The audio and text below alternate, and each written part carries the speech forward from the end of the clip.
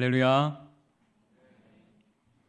왜 이렇게 힘이 빠져 계세요? 다시 한번 더 할렐루야. 네. 귀한 강단에 초대해 주셔서 너무 감사드립니다. 평소에 우리 정광진 목사님 너무나 존경하고 또 사랑하는 목사님이신데, 또 목사님과 함께 우리 성도들이 마음을 하나로 모아서 교회를 아름답게 세워가고 있다는 소식을 야탑에서 듣고 있습니다. 저희 교회는 야탑에 오시면 퐁퐁 나이트라고 있습니다. 퐁퐁 나이트 맞은편에 보시면 기쁨이 되는 교회가 있어요. 우리 수지 예봉교회 성도님들 언제든지 오시면 환영합니다. 커피 한잔 하시고 또 가시면 좋을 것 같고, 저희 교회에서 우리 자주 인사하는 내용이 있는데, 내가 아니라 그리스도이십니다, 이런 인사가 있습니다. 우리 옆에 분께 한번 이렇게 인사하죠. 내가 아니라 그리스도이십니다. 아멘. 네, 오늘 이 말씀 함께 나누는 시간을 통해서 예수님께서 영광 받으실 줄로 믿습니다. 아멘. 모든 목사님들이 다 그러시겠지만 저 역시 목사로 살아가면서 가장 가슴이 아플 때가 있어요. 그게 언제냐면 성도님들의 삶의 어려운 일을 듣게 될 때입니다. 여러 가지 어려움이 있죠. 오랫동안 준비해온 일이 잘 풀리지 않아서 어쩔 수 없이 시간과 재정의 부담을 너무나 많이 지고 가시는 성도님들도 계시고, 또 연로하신 부모님을 모시면서 날이 갈수록 점점 악화되어 가는, 나아질 기미가 보이지 않는 그런 부모님을 보면서 눈물 흘리시는 성도님도 계십니다. 또 갑작스럽게 찾아온 가족의 질병으로 인해서 하루하루 살아가는 게 너무나 힘듭니다, 그런 탄식 섞인 목소리로 저에게 고백하시는 분도 계세요. 자녀 문제는 하루 이틀 문제가 아니죠. 언제쯤 자녀가 다시 믿음을 회복할까? 그런 말씀을 들을 때 왜 제가 가슴이 아프냐면, 사실 목사로서 제가 해드릴 게 별로 없다는 거예요. 제가 돈이 많고 능력도 많으면 당장 경제적인 문제 해결해드리고 싶고, 능력으로 손만 안수하면 병이 나으면 얼마나 좋겠어요. 근데 그런 일이 일어나지 않더라고요. 그러다 보니까 제 마음에 너무나 안타까움과 답답함이 있습니다. 그러나 동시에 감사한 것도 있어요. 왜 감사하냐면 제가 기도할 수 있기 때문입니다. 목사로 살아가면서 하나님이 주신 정말 귀한 선물을 저는 기도라고 생각해요. 언젠가 제가 섬기는 교회 순장반을 마치고 한 순장님이 이런 고백을 하시더라고요. 순원들이 기도 제목을 나눠주시고 그 내용을 이제 회사에서 다시 정리를 하셨나 봐요. 회사에서 쭉 타이핑을 치고 있는데 그렇게 눈물이 나더래요. 왜 그런가 하니, 모두가 무탈하게 사는 것처럼 보이지만, 모두가 잘 살아가는 것처럼 보이지만 실상은 그렇지 않다는 거죠. 기도 제목을 받아보니까 너무나 힘겹고 너무나 어려운 일들이 많다는 것입니다. 그러다 보니까 이 순장님도 마음에 참 주님 주신 감동이 있어서 정말 더 기도해야겠다, 우리 수원들을 위해서. 저도 목사니까 그분의 마음이 너무나 공감이 되는 거예요. 그 눈물을 흘릴 수밖에 없는 안타까운 소식들 속에서, 또 우리의 힘으로 그것을 해결할 수 없다는 그 한계 속에서 저에게 큰 위로가 되는 것이 기도할 수 있다는 거예요. 저는 우리 성도들뿐만 아니라 사랑하는 수지 예봉교회 성도님들도 이랬으면 좋겠어요. 여러분의 삶이 늘 평탄했으면 좋겠습니다. 정말 염려 없이 살아갔으면 좋겠어요. 그리고 고통이 찾아올 때에 제가 기도하면, 우리 정광진 목사님 기도하시면 모든 문제가 좀 해결되었으면 좋겠어요. 그게 목사로서의 솔직한 심정입니다. 그리고 진짜 그 마음으로 우리 성도님들을 위해서 기도해요. 하나님, 이 가정에 하나님의 평강이 임하여 주시옵소서. 경제적으로 이렇게 힘들어하는데 만물의 주인 되신 하나님 좀 채워주십시오. 자녀를 위한 집사님의 기도 듣고 계시죠? 하루 이틀 문제가 아닙니다. 하나님 이제는 나서실 때가 아닙니까? 제가 이렇게 기도하다 보면 종종 감사한 소식이 들려와요. 목사님, 함께 기도해 주셔서 그 문제 잘 해결되었습니다. 너무나 감사드립니다. 부모님이 위급한 상황이었는데 한 고비를 잘 넘긴 것 같습니다. 감사하죠. 응답해 주심에 감사하죠. 여러분, 하나님이 저와 여러분의 기도에 응답하시는 분임을 믿으시죠? 우리가 살아가면서 겪게 되는 수많은 고통과 문제들을 해결할 수 있는 능력이 있으신 분이에요. 그렇기 때문에 우리가 기도하는 것입니다. 주님도 우리에게 기도를 가르치면서 이렇게 말씀하셨잖아요. 마태복음 6장 11절 보세요. 오늘 우리에게 일용할 양식을 주옵시고. 오늘 우리에게 일용할 양식. 내 삶에 펼쳐진 수많은 문제들을 위해서 기도하라고 말씀하세요. 우리가 악한 세상을 살아가고 있기 때문에 겪을 수밖에 없는 그 고통의 문제에서 우리를 건져주시길 기도하거라. 이렇게 가르치셨어요. 6장 13절로 보세요. 우리를 시험에 들게 하지 마시옵고 다만 악에서 구하시옵소서. 문제 해결을 위한 기도, 또 고통을 벗어나게 해달라는 기도, 이 모든 기도는 우리에게 반드시 필요한 기도입니다. 육체를 가지고 이 땅을 살아가는 사람들이기 때문에, 또 악한 세상을 살아가는 사람들이기 때문에 이러한 기도는 반드시 필요해요. 필요한데요, 우리가 정말 기억해야 될 사실이 하나가 있습니다. 우리가 기도를 생각할 때에 이러한 기도만이 전부가 아니라는 거예요.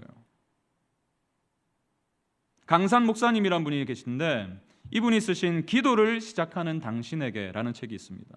이 책을 보니까 이렇게 권면합니다. 급한 것보다 중요한 것을 위해 기도하라. 뭐라고요? 급한 것보다 중요한 것을 위해 기도하라. 이 당장 해결해야 될 수많은 문제가 급한 기도라면, 그것을 위한 기도가 급한 기도라면 더 깊은 차원의 기도, 더 본질적인 기도가 있다는 거예요. 다시 말해서 우리에게 가장 필요한 기도가 있다는 것입니다. 그래서 급한 것을 위한 기도에만 머물러서는 안 돼요. 더 중요한 기도로, 더 필요한 기도로 점점 옮겨가야 된다고 말하고 있는 거예요. 사도 바울은 이 진리를 잘 알고 있었습니다. 그의 입장에서 급한 기도는 무엇이었을까요? 오늘날을 살아가는 우리의 인생도 만만치가 않지만 1세기 당시에 그리스도인들은 정말 힘든 삶을 살았습니다. 예수 믿는다는 그 한 가지 이유 때문에 온갖 사회적인 차별을 당해야 됐어요. 로마 황제의 핍박으로 인해서 언제든지 감옥에 갈 수 있는 그런 상황에 있었습니다. 이런 상황 속에서 정말 바울이 급한 기도에만 머물러 있었다면 이렇게 기도하지 않았을까요? 살아계신 하나님, 이러한 상황 속에서 성도들을 건져 주시옵소서. 황제가 핍박을 멈추게 하여 주시옵소서. 더 이상 그로 인해서 가족을 잃는 고통을 당하지 않도록 도와주시길 원합니다. 그런데 여러분, 성경을 가만히 살펴보세요. 바울의 기도를 꼼꼼하게 살펴보면 그런 내용이 없어요. 틴켈러 목사님은 바울의 기도를 평가하면서 이렇게 말합니다. 바울의 쓴 글을 다 살펴봐도 신앙의 동지들을 위해 기도하면서 환경과 처지를 바꿔달라고 호소하는 대목이 들어있지 않다. 환경과 처지를 바꿔달라고 호소하는 대목이 들어있지 않다. 참으로 놀라운 일이다. 사도 바울은 왜 성도들의 문제를 위해서 기도하지 않았습니까? 그가 성도들을 사랑하지 않아서일까요? 아니에요. 오늘 본문만 보더라도 그가 얼마나 성도들을 사랑했는지 몰라요. 16절 보십시오. 내가 기도할 때에 기억하며 기도할 때마다, 아마 매일매일 기도했을 거예요. 기도할 때마다 에베소 성도들을 기억했대요. 여러분, 기억한다는 게 뭐예요? 관심을 가지고 있다는 거잖아요. 사랑이 없으면 관심을 가지기가 불가능합니다. 사도 바울은 정말로 전심으로 에베소 성도들을 사랑했어요. 그럼에도 불구하고 그는 급한 기도에만 머무르지 않았습니다. 그들의 문제 해결만을 위해서 기도하지 않았어요. 왜 그럴까요? 우리의 삶을 봐도 그런데 생각해 보십시오. 우리는 한 고비를 넘기면 또 다른 고비가 기다리고 있다는 것을 삶의 경험을 통해서 알고 있어요. 한 번 문제가 찾아오면 다시는 문제가 일어나지 않을 것이다. 이건 우리의 너무나 간절한 바람이죠. 근데 인생이 우리의 바람대로 이루어지는 일이 거의 없잖아요. 자녀 문제가 해결되면 재정 문제가 시작되고, 재정 문제가 시작되면 또 다른 문제가 생기고, 이게 우리가 살아가는 삶의 모습 아닙니까? 그렇기 때문에 문제를 해결하기 위한 기도에만 머문다면, 물론 그것이 필요하지만 거기에만 머문다면 문제 너머의 현실을 볼 수가 없는 거예요. 문제에만 눈이 가요. 이것이 우리의 연약함 아닙니까? 그래서 바울은 우리에게 더 필요한 기도가 있다, 더 중요한 기도가 있다, 그러면서 우리에게 기도를 가르쳐 줍니다. 무엇이 우리에게 가장 필요한 기도일까요? 바울의 기도를 한번 들어보세요. 18절 19절입니다. 너희 마음의 눈을 밝히사 그의 부르심의 소망이 무엇이며 성도 안에서 그 기업의 영광의 풍성함이 무엇이며 그의 힘의 위력으로 역사하심을 따라 믿는 우리에게 베푸신 능력의 지극히 크심이 어떠한 것을 너희로 알게 하시기를 구하노라. 이 모든 것을 마음의 눈을 밝히게 하셔서 알게 하시기를 구한다. 여러분, 이것이 저와 여러분에게 가장 중요하고도 필요한 기도라고 말씀하는 것입니다. 이것이 서로를 위해서 다락방에 모이실 때마다 서로를 위해서 기도해야 될, 빠뜨려 놓지 않고 기도해야 될 기도 제목이라는 거예요. 주님, 사랑하는 집사님의 삶이 너무나 어렵습니다. 이 문제를 해결하여 주시옵소서. 그러나 더 나아가서 이 집사님의 마음의 눈을 뜨게 하여 주시옵소서. 그래서 문제 너머에 존재하는 진짜 현실을 볼 수 있도록 도와주시고, 그로 인해서 이 문제를 능히 이기고 넘어설 수 있도록 도와주십시오. 이것이 우리에게 가장 필요한 기도입니다. 여러분, 에베소서를 살펴보시면요, 1장을 기록하면서 숨도 쉬지 않고 하나님의 은혜를 찬양해요. 하늘에 속한 모든 신령한 복을 우리에게 주셨다는 거예요. 그 복이 무엇일까요? 저와 여러분이 받은 복이 무엇입니까? 창세전에 예수님 안에서 저와 여러분의 인생을 택하셨어요. 이 세상을 지으시기도 전에 여러분의 이름을 아셨습니다.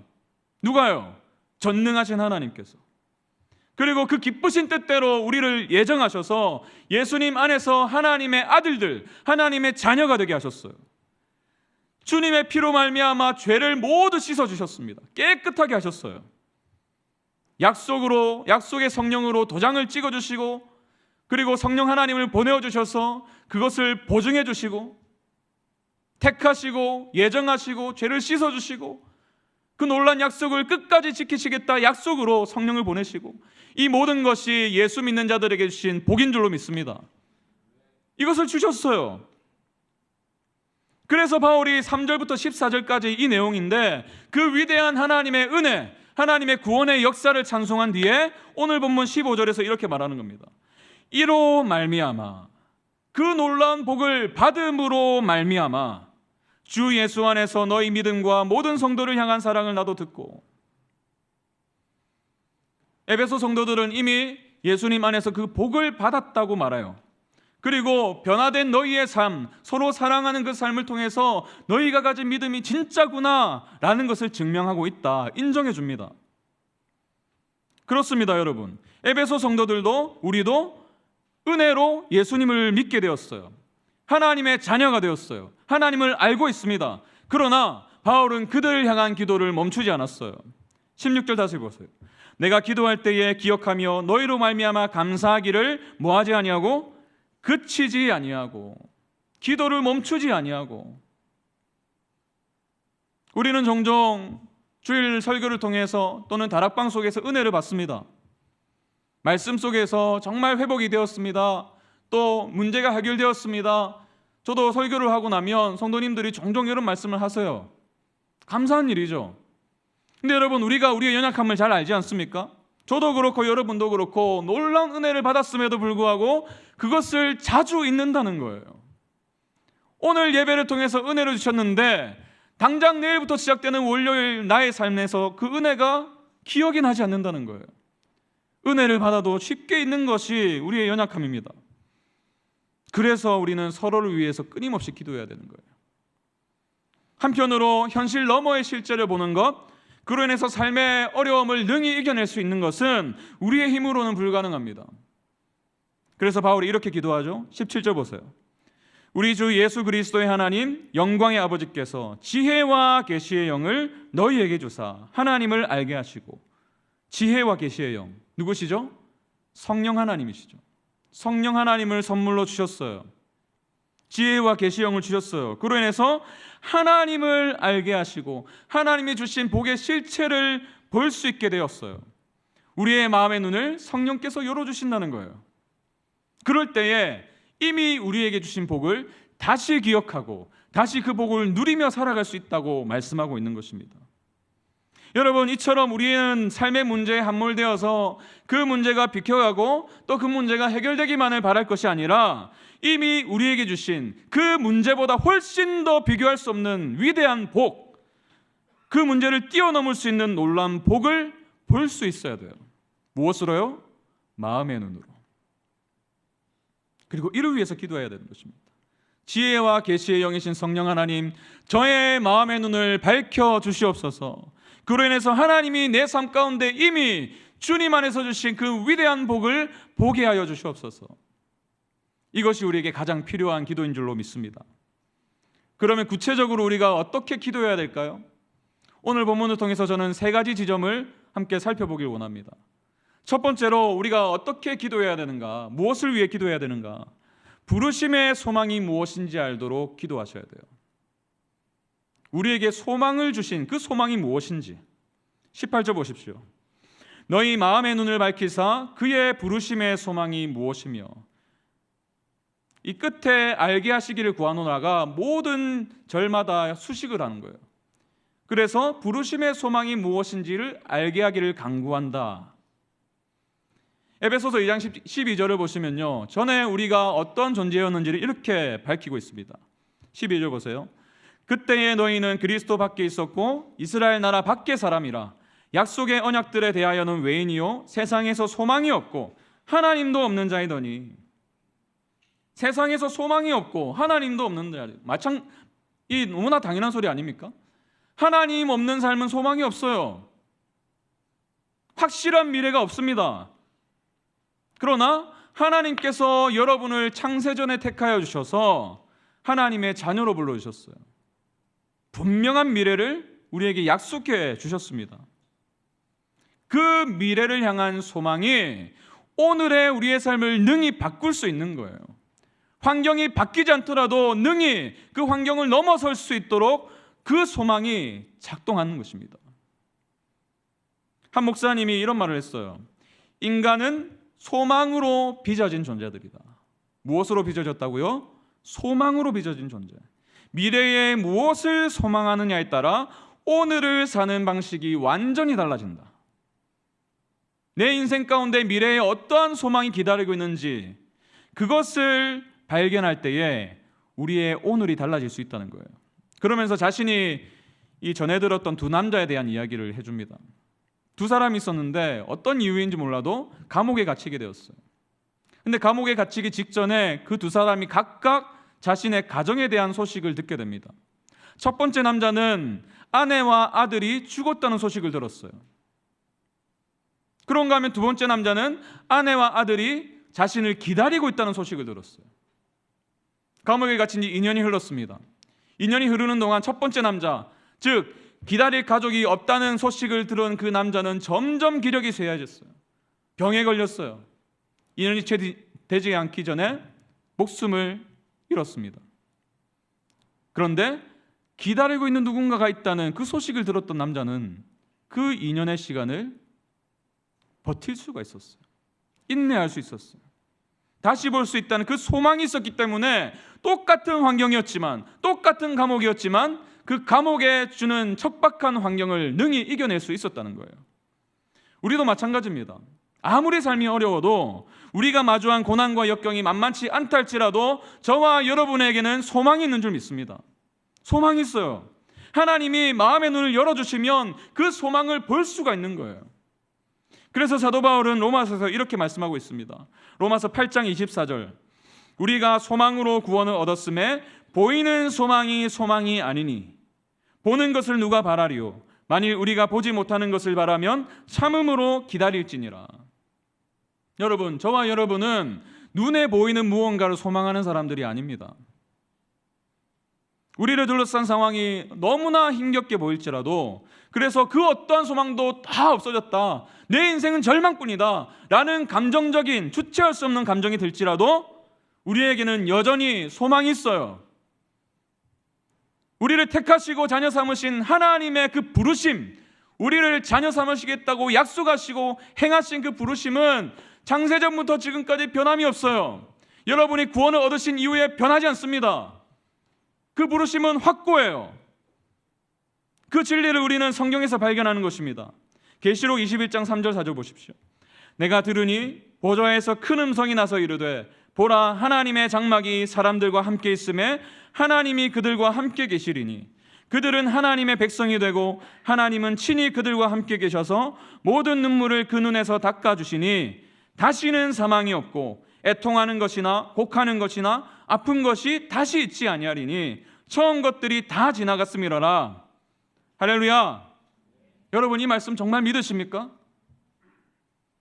다시는 사망이 없고 애통하는 것이나 곡하는 것이나 아픈 것이 다시 있지 아니하리니, 이것이 우리가 반드시 마주할 미래인 줄로 믿습니다. 그 미래에 대한 소망이 있는 거예요.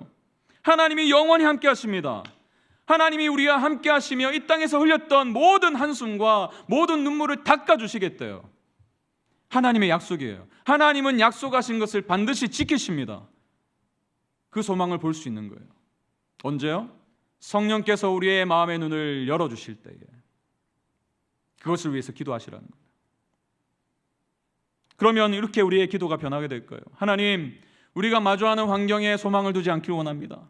영원히 변하지 않는 그 부르심의 소망이 무엇인지 하루하루 살아가는 동안에 더 깊이 알게 해 주시옵소서. 왜요? 그 소망이 있으면 우리의 오늘이 변화될 수 있기 때문이에요. 우리의 오늘 삶을 대하는 우리의 태도가 달라질 수 있기 때문입니다. 상황이 바뀌어서가 아니에요. 상황은 어쩌면 그대로일 수도 몰라요. 그러나 그 소망이 그 상황을 뚫고 지나가게 하는 능력이 될 줄로 믿습니다. 그런가 하면 우리가 무엇을 어떻게 기도해야 됩니까? 두 번째로 오늘 본문이 이렇게 말씀하십니다. 기업의 영광의 풍성함이 무엇인지 알도록. 다시 말해서 하나님의 소유가 되었다는 것을 알게 하시는 거예요. 1장 18절 보십시오.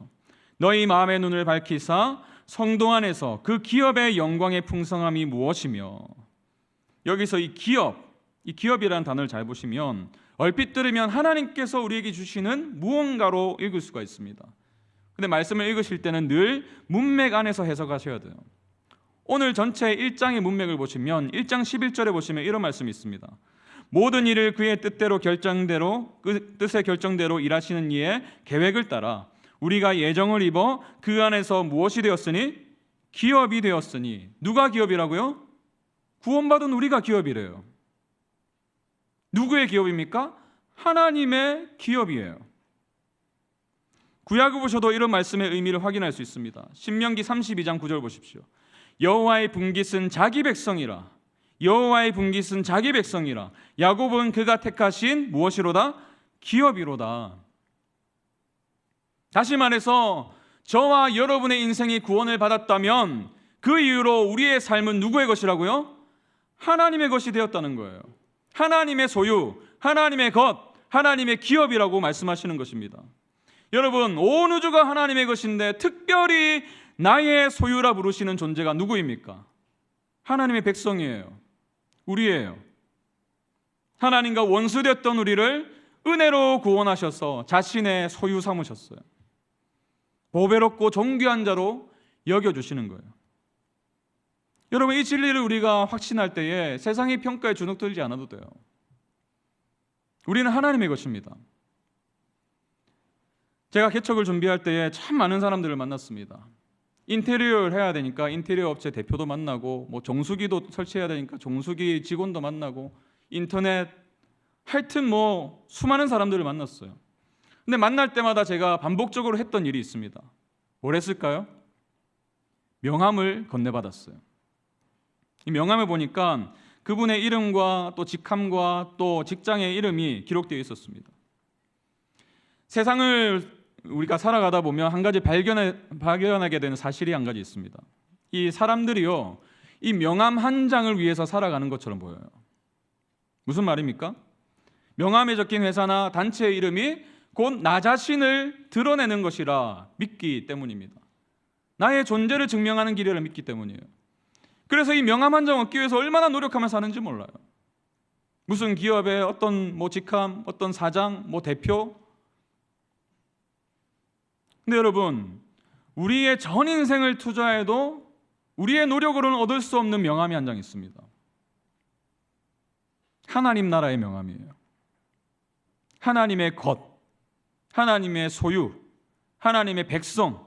이것은요, 우리가 아무리 돈이 많아도, 아무리 학벌이 좋아도 그것으로는 전혀 얻을 수 없는 것입니다. 오직 은혜로, 오직 예수 그리스도의 생명의 값으로만 얻을 수 있는 거예요. 근데 그것을 누구에게 주셨습니까? 저와 여러분에게 주셨다고 말씀하는 거예요.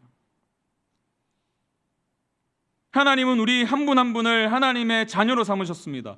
당신의 소유로 삼으셨어요. 그로 인해서 우리는 하나님의 백성으로, 하나님의 기업으로 살 수 있게 된 것입니다. 제가 신대원 다닐 때에 즐겨 부르던 찬양이 있었습니다. 외국곡이었는데 이 찬양이 너무 제가 은혜가 되어서 이 찬양을 한번 번역해 봐야겠다, 이 번역을 했어요. 근데 감사하게도 몇 년 뒤에 이 어노인팅이라는 찬양팀이 그 곡을 부르더라고요. 그 사랑이 내려와. 그 곡의 가사가 이렇잖아요. 고난 중에 주 음성 들을 수 없다 해도 참된 진리 되신 주 나는 붙드네. 폭풍이 몰려와도 험한 길을 간대도 믿음에 두 손 들고 주를 신뢰해. 내게 행하신 그 놀라운 일 생명 주신 주를 기억하네. 후렴입니다. 그 사랑이 내려와 날 자유케 하셨네. 영원히 나는 주님의 것. 영원히 나는 주님의 것. 산과 골짜기에서 우리가 잘 나갈 때 또는 우리의 인생이 나락으로 떨어지는 것처럼 보일 때 산과 골짜기에서 내 영혼 여전히 노래하네. 왜요? 영원히 나는 주님의 것이기 때문에. 나의 삶 주의 것, 내 모든 삶 오직 주의 것. 우리가 누구라고요? 주의 것이에요. 하나님의 것이에요. 여러분이 가장 아끼는 물건이 있을 것입니다. 가정마다 그런 물건이 있을 거예요. 그것을 보호하기 위해서 얼마나 노력하십니까? 얼마나 애를 쓰십니까? 여러분의 자녀 너무나 소중한 존재죠. 그 자녀가 잘 되기를 얼마나 바라십니까?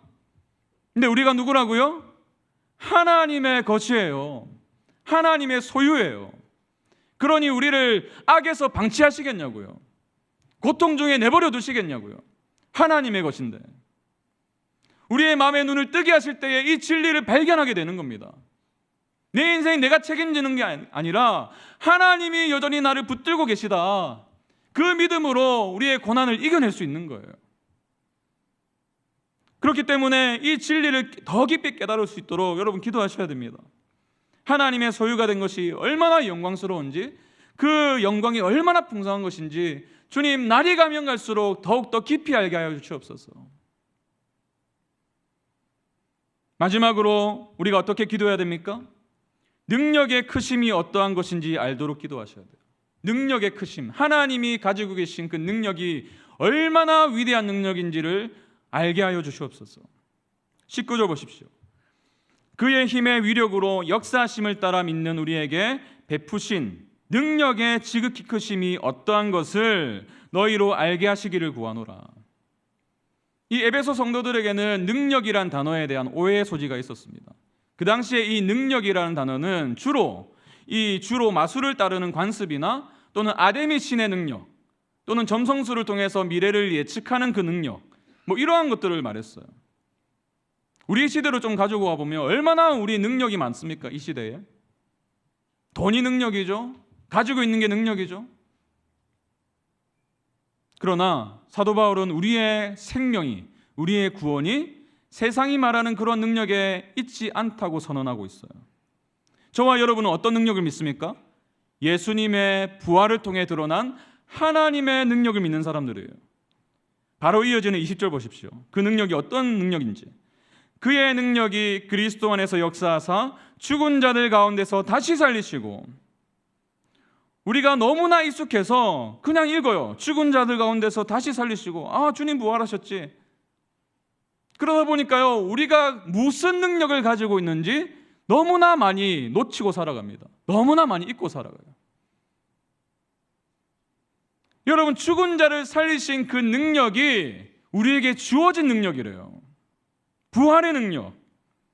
이것이 얼마나 큰 능력인지 사도 바울은 자신이 쓸 수 있는 모든 단어를 다 동원해가지고 그 능력의 위대하심을 선언하고 있어요. 19절 다시 보십시오.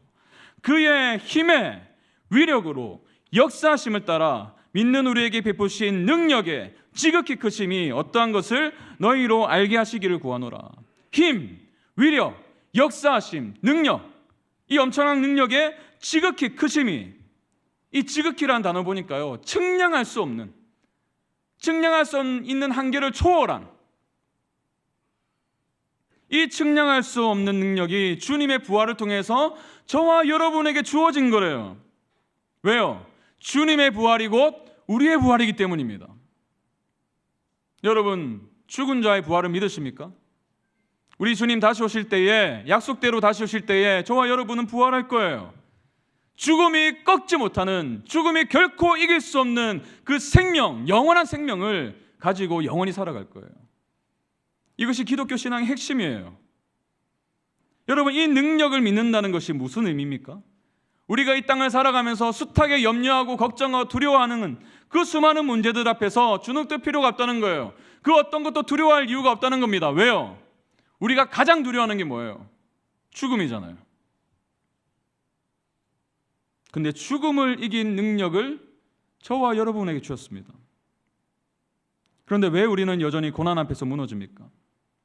하나님의 그 능력을 바라보는 시간이 점점 줄어들고 나의 능력을 바라보는 시간이 늘어나기 때문이에요.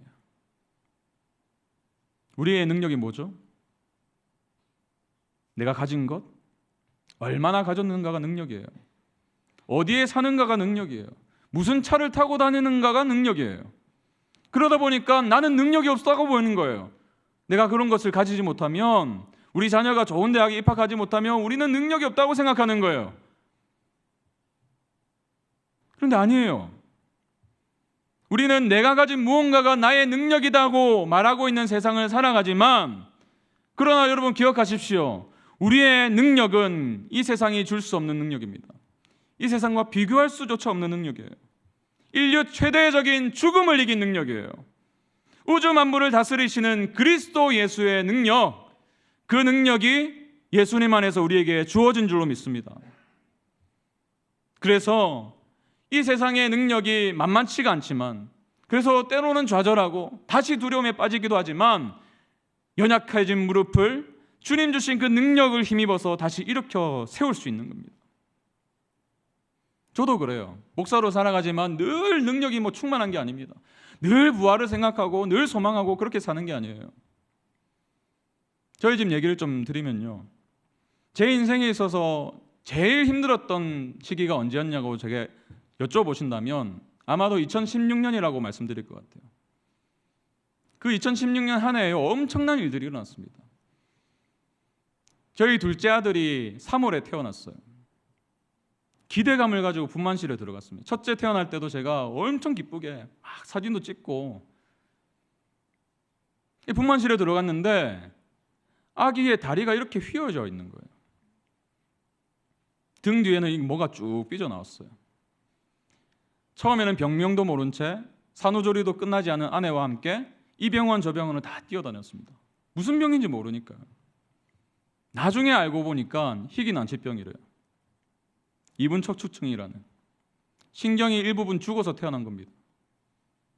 그러다 보니까 다리를 제대로 못 써요. 기능하지 못하는 장기들이 있습니다. 그러고 있는데 한 달 뒤인 4월에 어머니께서 전화가 오셨어요. 암 진단을 받으셨대요. 직장암이래요. 그 몇 달간의 시간들이 저에게는 정말 고통스러웠습니다. 이유도 알 수 없죠. 하나님께 따지고 물어도 대답도 안 하시죠. 제가 엄청나게 기도했어요. 급한 기도를 했습니다. 하나님, 우리 아들 고쳐주십시오. 회복해 도와주십시오. 저희 어머니 회복해 도와주십시오. 급한 기도 얼마나 많이 했나 몰라요. 근데 그때마다 하나님께서 제 마음에 이렇게 말씀하시는 것 같았어요. 재진아, 그래도 내가 너를 사랑한다. 너무 듣기 싫었고요. 아니, 사랑하신다면서 무슨 이런 고통을 주시냐고. 너무 듣기 싫었어요. 근데 그 수개월의 시간, 하나님과 씨름하는 그 시간을 통해서 제가 발견하게 된 사실이 있어요. 결국 저희 어머니는 6개월 만에 소천하셨습니다. 정말 믿음이 좋으셨거든요. 제가 어머니 장례를 치르고 나서 정말 감사했던 게 있어요. 제 안에 소망이 있더라고요. 제가 목회자로 살아오면서 얼마나 부활을 많이 가르쳤고 얼마나 많이 우리 천국 소망 가지자고 말했겠습니까? 근데 이전에는 볼 수 없었던 그 선명하게 보이는 그 부활이 눈앞에 있더라고요. 이게 끝이 아니구나. 비록 이 땅에서는 다시 볼 수 없겠지만 주님 다시 오실 때에 저희 어머니와 다시 만나겠구나. 이 소망이 가득한 거예요. 그리고 우리 아들을 보면서도 이제 11살이 되었습니다. 제일 좋아하는 운동이 축구예요. 다리가 불편한데 보조기를 신고 있거든요. 근데 그 소망이 있는 거예요. 때로 저도 좌절하고 절망하고 어떻게 아이가 앞으로 인생을 살아갈 수 있을까? 장애를 가지고 절망하고 좌절할 때도 있는데 그때마다 제 안에 주시는 소망이 있어요. 무슨 소망일까요? 부활에 대한 소망이에요. 그 부활의 날에 온전한 육체를 가지게 될 텐데, 그때에 기뻐 뛰며, 이 땅에서는 뛰면서 찬양하지 못하지만 그 부활의 날에 영광스러운 부활의 몸을 입고 기뻐 뛰며 함께 찬양할 그날을 고대하게 되더라고요. 그러니까 다시 일어서는 거예요. 그리고 저의 기도도 급한 기도에서 필요한 기도, 가장 본질적인 기도로 점점 바뀌어 갔습니다. 홀로 계신 저희 아버지를 위해서도, 또 저희 아들의 인생을 위해서도 이렇게 기도합니다. 하나님, 우리 아들이 예수 그리스도를 만나게 도와주시고 당신 안에서 정말 진짜 현실이 무엇인지 깨닫게 하셔서 이 땅을 살아가면서 겪게 될 여러 가지 불편함들을 능히 이겨내는 주님의 자녀가 되게 도와주시옵소서. 정말 필요한 기도를 하게 되더라고요. 결론은 이렇게 맺길 원합니다. 고난을 피할 수 없는 우리의 인생을 살아가면서 무엇을 위해 기도해야 됩니까? 어려움 당한 사랑하는 지체들을 위해서 어떻게 기도해야 됩니까? 상황의 변화를 위해서 기도하십시오. 그 문제로부터 구원해 주시기를 간구하셔야 됩니다. 그러나 가장 필요한 기도를 놓치지 마세요. 이것이 주님이 보여주신 본입니다. 겟세마네 동산에서 주님이 어떻게 기도하셨습니까? 마가복음 14장 35절 보세요. 조금 나아가사 땅에 엎드려 될 수 있는 대로 이때가 자기에게서 지나가기를 구하여 이르시되, 아빠 아버지여, 아버지께는 모든 것이 가능하오니 이 잔을 내게서 옮기시옵소서. 그러나 나의 원대로 마시옵고 아버지의 원대로 하옵소서 하시고. 보십니까? 주님도 분명히 고난을 피하게 해달라고 기도하셨어요. 문제 해결을 위해서 기도하셨어요. 그러나 주님의 기도가 여기에만 머물러 있었다면 십자가는 없었을 것입니다. 주님은 마음의 눈으로 더 큰 그림을 보셨어요. 그러나 나의 원대로 마시옵고 아버지의 원대로 하옵소서. 마음의 눈이 열리면 하나님의 마음을 알게 돼요. 하나님의 마음을 알게 되면 그분을 더 깊이 알게 됩니다. 그래서 고통 중에서도 그 안에 감추어진 하나님의 뜻이 온전히 드러나기를 원하게 돼요. 하나님이 이미 주신 그 위대한 소망, 확고한 미래에 대한 소망, 그것이 오늘의 삶을 바꿀 수 있는 능력입니다. 그리고 우리를 자녀 삼아주신 그 놀라운 은혜, 우리의 인생은 우리가 책임지는 게 아니라 그분이 책임지세요. 그분이 우리를 절대로 포기하지 않습니다. 그리고 마침내 부활의 영광으로 마주하게 될 그날이 올 거예요. 이것을 알게 해달라고 간구하시는 수지예봉교회 모든 성도님들 되시기 바랍니다. 그리고 이 능력으로 모든 어려움을 이겨내시는 귀한 성도님들의 삶이 되시길 간절히 축원합니다.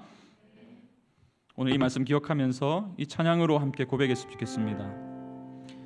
우리가 살아가는 인생이 만만치가 않습니다. 정말 그래요. 저는 여러분들을 처음 만났습니다. 그래서 어떤 고통을 안고 계신지, 어떤 어려움 속에 살아가고 계신지 잘 모릅니다. 그러나 대부분의 인생이 그렇잖아요. 참 힘들고 어려운 일들이 발생하는 것이 우리의 삶입니다. 그러나 기억하십시오. 그럴 때에 우리는 기도할 수 있습니다. 우리의 마음의 눈을 열어주셔서 하나님을 보게 하시고 이미 우리에게 주신 복의 가치를 발견하게 도와주십시오. 우리 그렇게 행하실 주님을 기대하면서 함께 고백합니다. 이 세상을 살아가는 동안에, 이 세상을 살아가는 동안에 나의 힘을 의지할 수 없으니, 기도하고 낙심하지 말 것은, 이미 주님께서 우리에게 소망을 주셨습니다. 우리 다시 한 번 더 고백합니다. 이 세상을 살아가는 동안에, 이 세상을 살아가는 동안에 나의 힘을 의지할 수 없으니, 기도하고 낙심하지 말 것은 주께서 참 소망이 되심이. 하나님의 꿈이 나의 비전이 되고 예수님의 성품이 나의 인격이 되고 성령님의 권능이 그 부활의 능력이 나의 것임을 믿습니다. 원하고 바라고 기도 주의 길을 걸어가는 동안에 주의 길을 걸어가는 동안에 세상의 것 의지할 수 없으니 이미 주신 복을 헤아리며 감사하고 낙심하지 말 것을. 우리가 왜 그럴 수 있습니까? 주께서 참 기쁨이시기 때문에 그 소망으로 하나님의 꿈이 현실 너머의 진짜 현실을 보게 하여 주시옵소서. 예수님의 성품이 주님이 걸어가신 그 길을 걷게 하여 주시옵소서. 성령님의 권능이 나의 능력이 되길 원하고 바라고. 우리 다시 한 번 더 하나님의 꿈이